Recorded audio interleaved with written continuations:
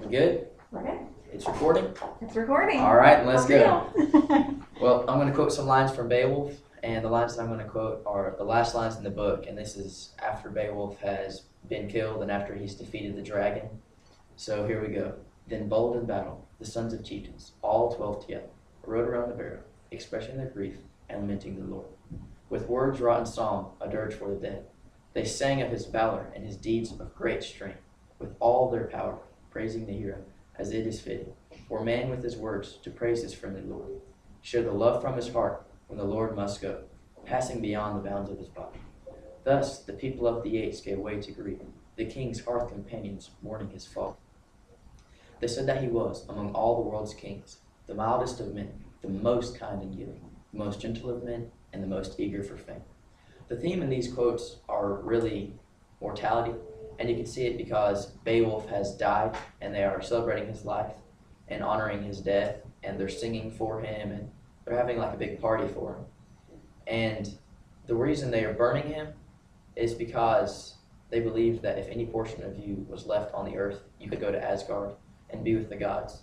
And they also believed that if you burn treasure with them, the treasure would go up to Asgard with you, and you'd get a higher standing in Asgard if you had more treasure and stuff. So there's also a lot of alliteration with words wrought in song that's got with words wrought in song, and also passing beyond the bounds of his body. It's got a whole lot of B's in it, and there are some gnomic lines in here, and as it is fitting for man with his words to praise his friendly Lord. When it's going through that, it's really showing you that in their time it was important to honor your king and honor the deceased, and they sang for him and were really honoring him.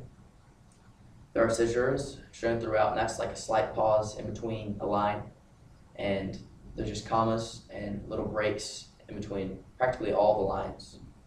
The last 2 or 3 lines might seem like a paradox when it's talking about the mildest of men, the most kind and giving, and then it says the most eager for fame, and you're like, well, how does that go together?